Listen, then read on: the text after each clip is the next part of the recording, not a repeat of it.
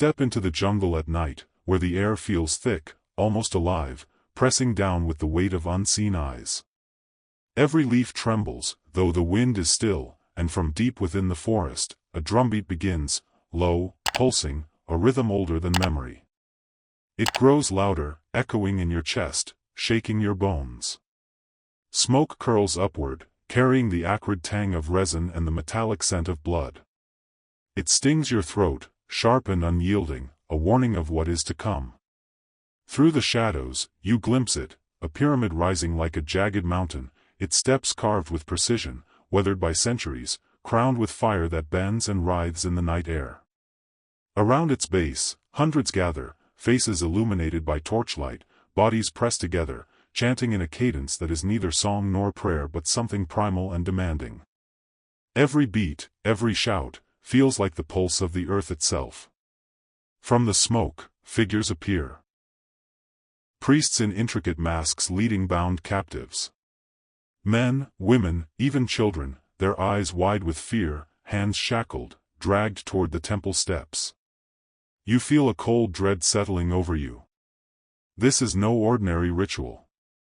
The objects they carry, the gestures they perform, the expressions of those around, they all speak the same truth. This is a ceremony where sexuality, violence, and devotion intertwine in ways you cannot escape. Pleasure is irrelevant. Consent is non-existent. Every act is a message, every body a vessel, every scream a prayer. This is the hidden side of the Maya civilization, the face lost to most history books. Not the astronomers who mapped the stars, nor the architects who carved stone cities from the jungle, but the terrifying rituals where life, desire, and death fused into sacred acts. The Maya did not separate the divine from the mortal. Their world was a wheel of cycles, of creation and destruction, survival and terror. Every season demanded offerings. Every crop needed blessing. Every child born, every drop of blood, every act of intimacy could be transformed into a sacred instrument. Sexuality was not private, it was a force of cosmic importance, a means to appease gods who hungered for life itself. And as you watch, you realize the truth: what is unfolding is not spectacle. It is survival. The Maya believed the world balanced on acts like this. Their rituals, horrifying as they may seem to modern eyes, were considered essential to feed the sun, summon the rains, and ensure maize grew. This is history stripped of comfort. This is humanity on the edge, offering flesh and soul to forces beyond comprehension. If you remain in this place, if you bear witness to this darkness, then ask yourself, are you here out of curiosity, or are you truly ready to see the world as it was, harsh, terrifying, and disturbingly sacred? Support the telling of these stories by subscribing to Disturbing Tale, or step into the comments and tell us why you refuse to confront these truths. The Maya did not perceive time as linear. To them, life was cyclical, a turning wheel connecting mortals, gods, and the universe. The heavens, the seasons, even the human body were bound to the same rhythm. The sun's rising and the rain's fall were not natural certainties, they were rewards, contingent upon ritual observance and sacrifice. Every maize stalk, every river, every newborn child was a symbol of this fragile equilibrium. Fertility was not simply human, it was cosmic. Rituals of sexuality and blood were considered essential tools to sustain that balance. When crops failed or drought threatened, the priests and nobles turned to elaborate ceremonies, believing that the gods hungered for offerings of life force and bodily energy as much as for incense or corn. These ceremonies were meticulously structured.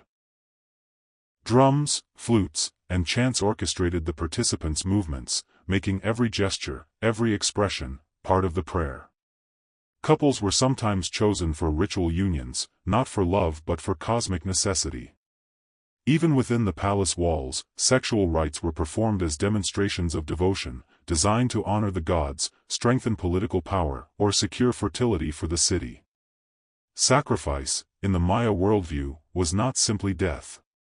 It was a continuum. The offering of flesh, blood, and energy maintained the equilibrium of existence.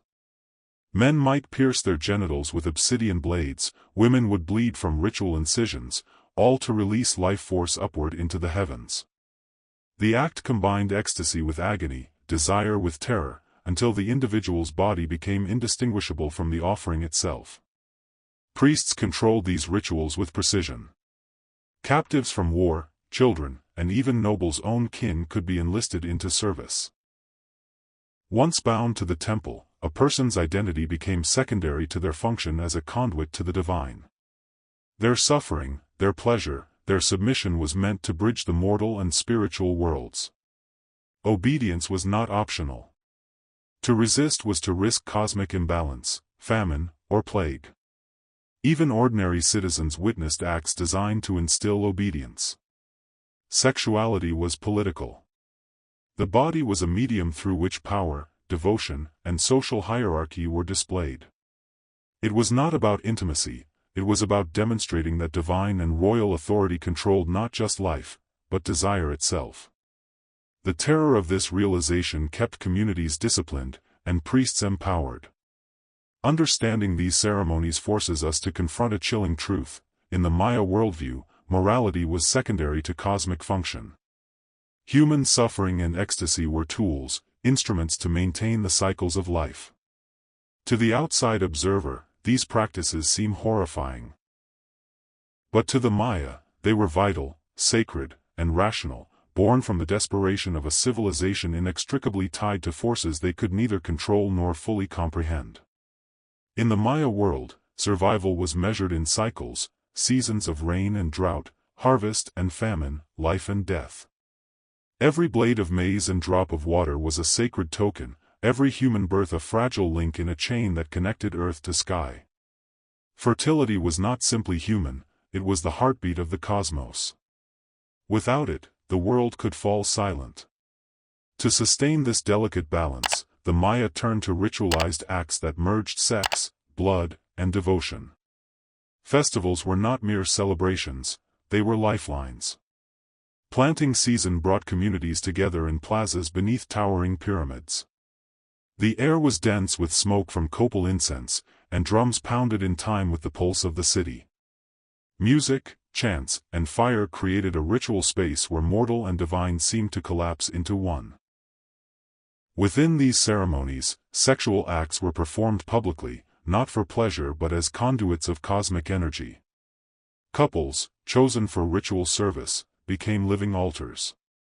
Their bodies were instruments, their union a prayer offered to the gods who governed rain, sun, and fertility. Every movement, every gasp, every tremor carried significance. There was no room for hesitation, no space for consent, only the urgency of survival. But these acts were only the beginning. The Maya believed that life force alone was insufficient, it had to be reinforced with blood. Priests wielded obsidian blades with meticulous care. Men pierced themselves, women bled from sacred points, ritualized pain that elevated the offering from the mortal plane to the divine.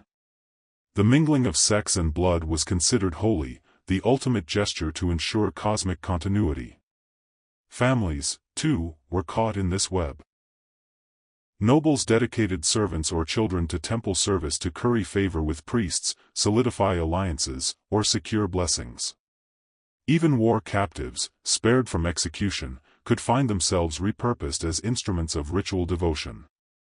The Maya believed that a person's body, their desire, and even their suffering were resources to be offered to the gods.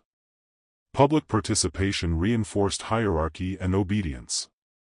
Witnesses understood that these acts were not mere spectacle, they were survival strategies, a constant reminder that the gods' favor, and the city's continued existence, depended on total submission. The line between devotion and terror blurred. Pleasure, pain, and politics became inseparable, a triad through which the Maya ensured obedience and reinforced authority. This is a civilization where sexuality was never personal. It was a tool of cosmic calculation and social control. Rituals combined fear, awe, and reverence, turning bodies into vessels of divine energy. For the participants, the experience was transformative in the most literal sense. their physical and spiritual selves consumed by a system larger than any one human. For the community, it was essential. To resist, to falter, or to question could threaten not just a life, but the harvest, the rain, the survival of all. Here, in the heart of Maya cities, the impossible stakes of life and death played out daily. Every festival, every sexual rite, every drop of blood was a negotiation with the forces that governed existence. And even now, centuries later, when stone pyramids rise silently above the jungle, we can almost feel the echoes of those ceremonies, the chants, the drums, the offering of flesh and spirit to a god-hungry world. Deep within the walls of Maya temples, beyond the reach of sunlight, a different kind of devotion unfolded.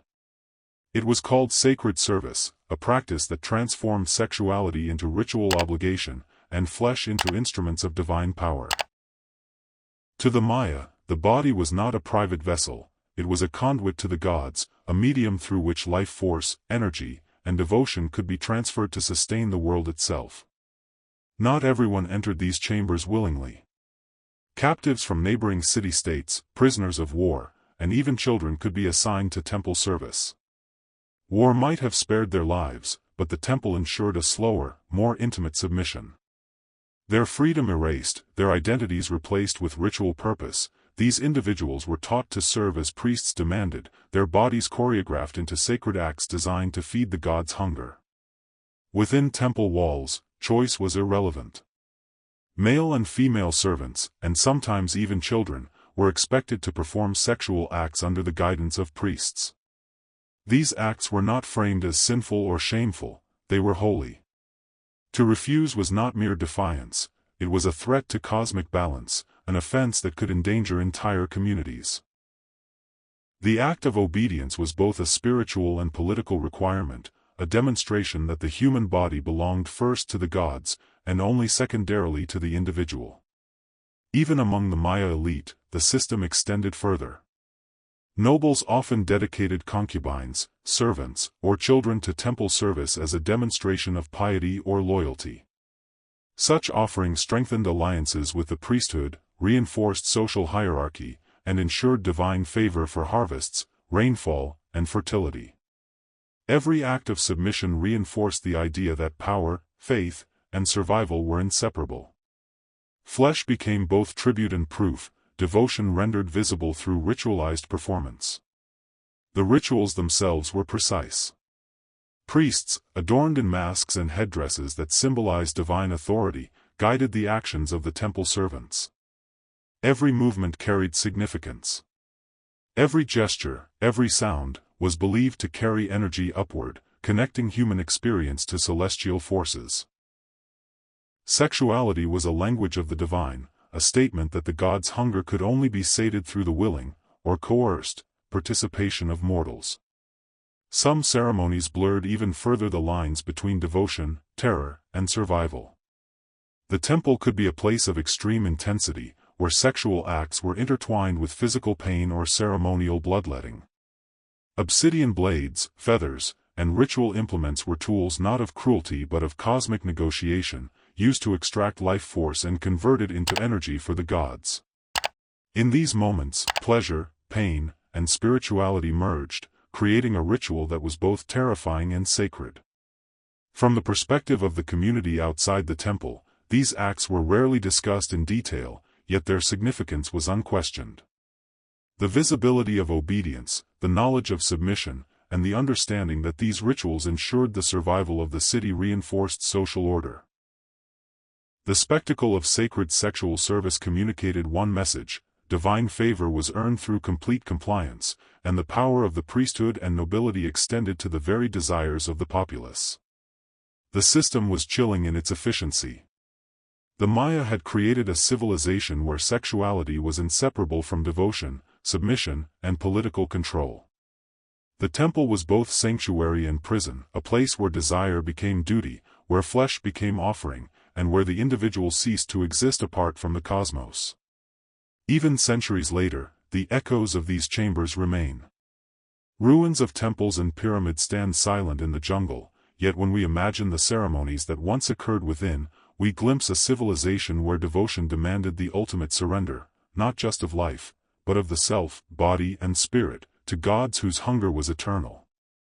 Among the Maya, virginity was more than innocence, it was a vessel of raw, untapped spiritual energy. To the priests and nobles, untouched bodies carried a power that could ignite the favor of the gods and ensure the survival of crops, rivers, and the city itself. The rituals surrounding virgins were terrifying in both intent and execution, a haunting intersection of devotion, fear, and control. From childhood, certain girls were chosen for this sacred role. Some were born into families designated for temple service, others were captives from war. In either case, they were groomed carefully, monitored constantly, and isolated to preserve their purity. To be untouched was not just a social expectation, it was a cosmic imperative. The gods, the priests insisted, demanded that their first offering remain unsullied, for virgin energy was considered the most potent conduit to the divine. When the ritual arrived, the girl's fate was made public. The community would gather in plazas or temple courts, hundreds of eyes watching. Drums and flutes rose in rhythm with her racing heartbeat, incense smoke curling into the sky. This was no private act, it was a ceremonial performance, an offering witnessed by the city, where the individual became a bridge between mortal and divine. The ritual of deflowering was deliberate and symbolic. Priests carried out acts intended not for intimacy but for power. The girl's innocence was consumed in the service of fertility and cosmic balance. Her screams and resistance were not viewed as tragedy, they were proof of the potency of her sacrifice. In the eyes of the Maya, her terror amplified the ritual, sending life force upward to nourish the sun, the rain, and the maize. Virgin sacrifice was not restricted to girls alone. In certain ceremonies, young males were similarly offered, believed to embody pure energy capable of sustaining the gods. These practices reflected a complex belief system in which purity, suffering, and devotion merged to maintain the cycles of the universe. The line between cruelty and sanctity was deliberately blurred, for the Maya saw no contradiction. What terrified humans was precisely what pleased the divine. Families played a pivotal role in perpetuating these practices. Parents and nobles sometimes viewed their children's selection as honor, a mark of favor, or a means to secure the community's well-being. Yet the emotional cost was immense. Children were trained to accept submission as sacred duty, their personal identity gradually absorbed into the ritual function assigned to them. The pressure to comply was absolute, refusal was not rebellion but a potential threat to the city's survival. The plaza itself became an altar. Every chant, every drumbeat, every torchlit shadow emphasized the duality of life and death, pleasure and pain, devotion and terror. As the ritual reached its climax, the girl's body and innocence were transformed into an offering, a sacred energy believed capable of sustaining not only the harvest but the very cosmos itself. Blood and purity became one, the ultimate convergence of human and divine. These acts are difficult to comprehend through modern eyes, yet they were an essential part of Maya cosmology. The universe, in their understanding, was fragile, and the gods required balance maintained through acts of intense devotion. Virgin sacrifice was not cruelty for cruelty's sake, it was a terrifyingly logical mechanism designed to keep the world turning. Even now, standing in the shadow of Maya pyramids, imagining these ceremonies evokes both awe and horror. These rituals reveal a civilization where survival demanded the surrender of innocence, where the individual became an instrument in the hands of the divine, and where fear and faith were inseparable. The echoes of these sacrifices remind us that devotion, in its darkest form, can be indistinguishable from terror itself. In the intricate tapestry of Maya belief, the boundaries of the human body and identity were never fixed. Shamans, the spiritual intermediaries between mortals and the gods, wielded not only knowledge of herbs, stars, and omens but also mastery over the most intimate dimensions of life, desire, sexuality, and social order. Their rituals often involved acts that blurred, reversed, or outright shattered conventional gender roles, reflecting a worldview where the cosmos itself thrived on balance between opposites. During certain festivals and ceremonies, men might dress as women, women as men. The community understood these transformations as sacred. They symbolized the collision of forces, male and female, sun and moon, life and death, that generated creation itself. Shamans would guide participants into trance-like states, sometimes induced with hallucinogenic substances such as morning glory seeds or tobacco smoke, where ordinary rules no longer applied. In these altered states, sexual acts between men, women, or both were not acts of indulgence, they were tools for achieving divine vision, unlocking cosmic knowledge, and restoring equilibrium. Participation was not voluntary. Refusal was inconceivable. To deny the shaman's command was to risk chaos, famine, or divine wrath upon one's family, village, or entire city-state. Submission became a moral and spiritual obligation, a demonstration that human will could be subordinated to the rhythm of the universe.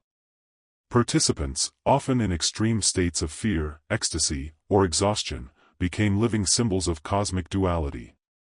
Their bodies were instruments, their acts statements of celestial balance, and their suffering a recognized conduit for divine energy. Some ceremonies went further, combining sexual acts with other forms of ritualized suffering.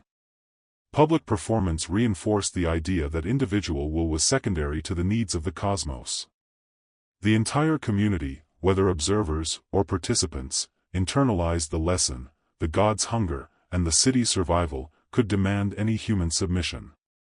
Shame, humiliation, or even physical pain was sanctified when framed as a ritual. This intertwining of sexuality and spirituality was mirrored in the social hierarchy. Priests controlled who participated, how, and when. Nobles and commoners alike were subject to the dictates of ritual, reinforcing the authority of the priesthood. Acts that might seem perverse or cruel today were, in the Maya worldview, essential for maintaining order.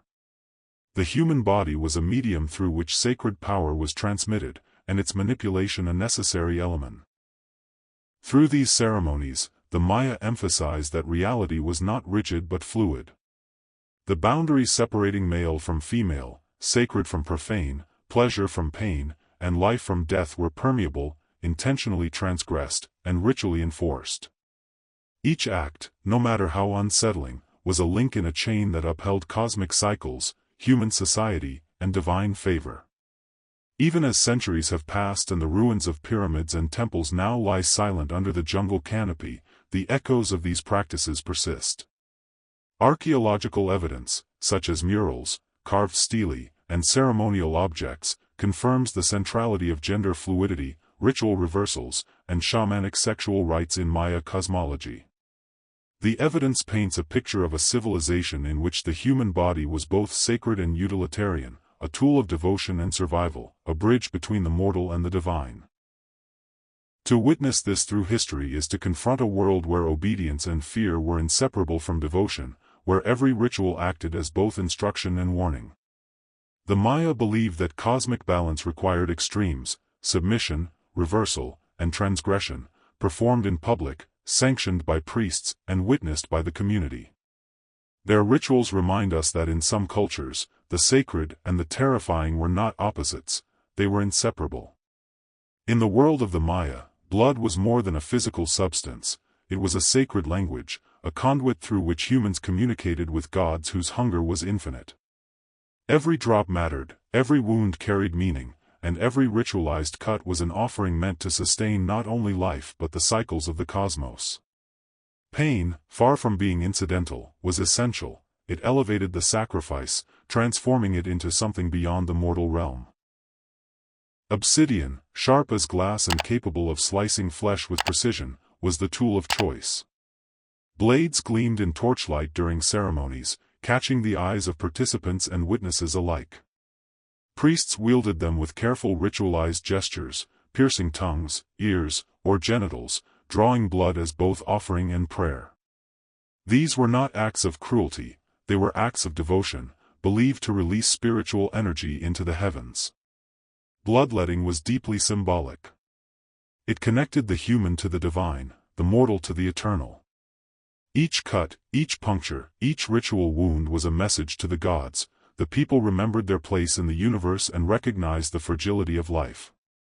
Male and female elites, warriors, and even priests themselves sometimes participated in these acts, demonstrating that no one was exempt from the sacred obligations of suffering. The act of shedding one's own blood became a statement of faith and a reinforcement of social hierarchy. Public ceremonies amplified the effect. Crowds gathered in plazas beneath pyramids, their eyes wide, their voices chanting in unison with the rhythm of drums. Smoke from burning copal incense swirled around them, carrying the metallic scent of blood. Participants' cries rose and fell with the cadence of ritual, a mixture of agony and reverence. This performance was both personal and communal. The pain of one individual became a shared act of devotion, reinforcing the collective bond between humans and gods. In some instances, bloodletting was combined with sexual ritual. Priests oversaw acts in which physical pleasure and pain were intertwined, magnifying the potency of the offering. The Maya believed that the convergence of sexual energy and blood elevated the ritual's spiritual power, creating a force capable of ensuring fertility, rainfall, and cosmic balance.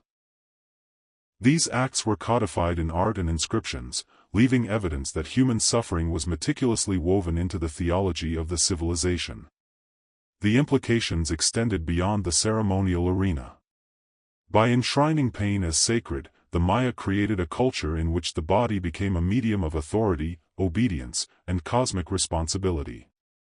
Everyone, from the lowliest servant to the ruling elite, understood that their physical form was not entirely their own, it belonged to the gods first and to society second. Acts of self-mutilation, ritualized piercing, and ceremonial bleeding were simultaneously tests of faith, demonstrations of loyalty, and instruments of control. Even today, archaeologists can trace the rituals in glyphs, murals, and carved stone artifacts. Scenes of nobles performing bloodletting or priests conducting ceremonies with obsidian blades provide chilling confirmation of the meticulous attention given to these rites. They reveal a civilization in which devotion demanded endurance, submission, and courage, the ultimate currency of survival in a world dictated by gods who were as demanding as they were omnipresent. To imagine these rituals is to feel the tension between awe and terror. Blood was not simply a sign of injury, it was a link between human and divine, a tool to ensure that the cycles of life, death, and rebirth continued unbroken. Every act of bleeding, every ritualized scar, every whispered chant carried centuries of belief. For the Maya, survival, worship, and suffering were inseparable, each flowing into the other like the blood spilled on stone altars beneath the ever-watchful sun and moon. In the cities of the Maya, stone pyramids rose like jagged mountains, but it was the invisible architecture of power that shaped lives far more than walls or temples. Kings and priests understood that authority was not maintained by force alone. It was also enacted, displayed, and enforced through the most intimate of human experiences, sexuality. In their hands, desire became a tool, obedience a ritual, and the human body a medium of political and divine control. Within palaces and temple chambers, sexual acts were choreographed with precision. These were not private encounters but public demonstrations of hierarchy and divine favor. The king's consorts, temple servants, and sometimes children could all become instruments in a ceremony designed to signal power. The message was clear: to live, to thrive, or even to survive, one's body, and sometimes one's autonomy, was never entirely one's own. It belonged first to the gods and then to the elite. The priests played a central role in this system. Their authority extended beyond spiritual guidance. They orchestrated rituals that intertwined obedience, sexuality, and fear. Acts that modern eyes would see as coercion or abuse were sanctified by religion. Sexual performance, whether voluntary or forced, was framed as sacred service. The participants were instructed that their submission nourished the gods, ensured rainfall, and secured the fertility of the land. To resist was unthinkable. It was not only a personal defiance but a threat to the cosmic order itself. Kings, too, wielded sexuality as a display of dominance. Royal decrees could determine who participated in temple rites, whose bodies were offered, and whose suffering was made public. The act of control extended to families, servants, and captives alike. Nobles might dedicate children, servants, or concubines to temple service, demonstrating loyalty while consolidating power. Flesh became proof of submission, obedience was made tangible through ritualized performance. The interplay of sexuality and authority reinforced the social hierarchy.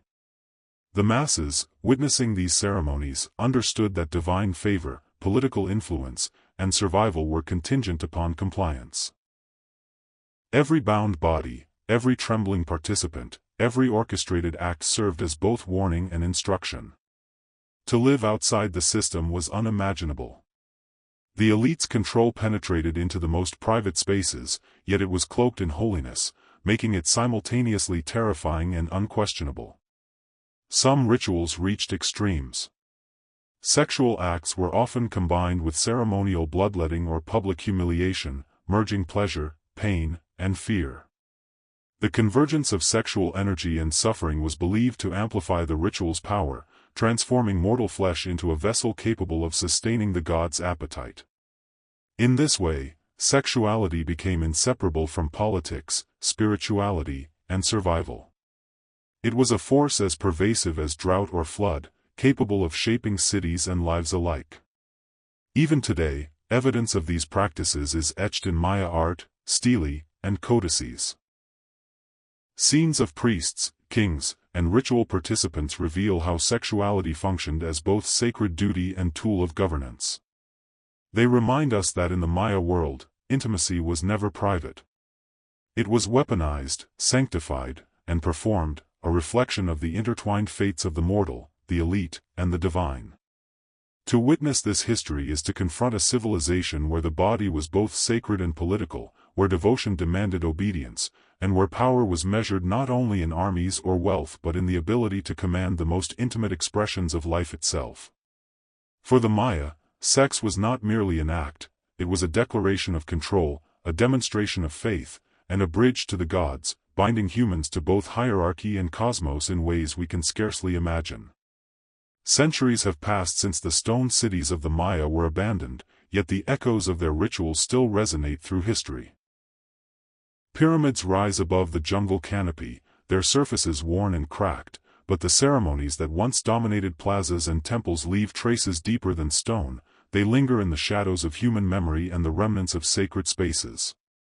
To understand the Maya is to confront a civilization in which survival, devotion, and terror were inseparably entwined. The rituals we have explored, virgin sacrifice, shamans' gender reversals, bloodletting, and the orchestration of sexuality, were not mere spectacles. They were deliberate, structured mechanisms to maintain cosmic and social balance.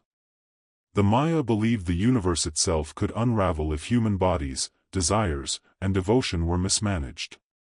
Each act, no matter how terrifying, was a statement of obedience to forces beyond mortal comprehension.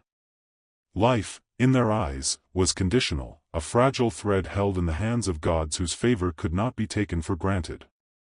Archaeological evidence confirms the centrality of these practices. Murals depict bound captives, priests wielding obsidian blades, and the careful choreography of ceremonies. Inscriptions reveal the meticulous recording of ritual dates, participants, and sacrifices, demonstrating that what might appear random to modern eyes was, in fact, highly organized. Even the architecture of pyramids and plazas reinforced ritual priorities, guiding crowds, focusing attention, and shaping the flow of ceremonies to maximize both spiritual and social impact. The psychological weight of these practices on the Maya population cannot be overstated. Fear and devotion were inseparable. The collective memory of ritualized suffering reinforced social cohesion, obedience to authority, and belief in the god's omnipresence. To live under the shadow of these ceremonies was to internalize the principles of hierarchy and cosmic balance at every level, from the peasant in the fields to the noble in the palace. Submission was not optional, it was survival. Yet the legacy of these practices extends beyond fear. They reveal a worldview in which humans, gods, and nature were tightly interwoven. Fertility, weather, and cosmic order were not abstract, they were tangible outcomes influenced by human acts of devotion and endurance. In this context, acts of pain, humiliation, and ritualized sexuality were logical, even necessary, expressions of a deeply interconnected universe. The Maya did not separate morality from utility. What sustained life and maintained order was sacred, no matter how harrowing. Even today, the ruins invite contemplation and unease.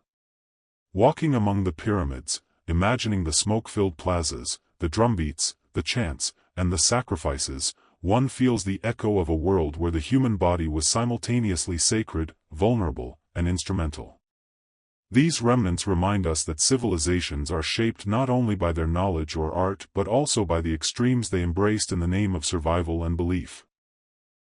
For modern observers, the Maya's rituals are disturbing precisely because they challenge our assumptions about humanity.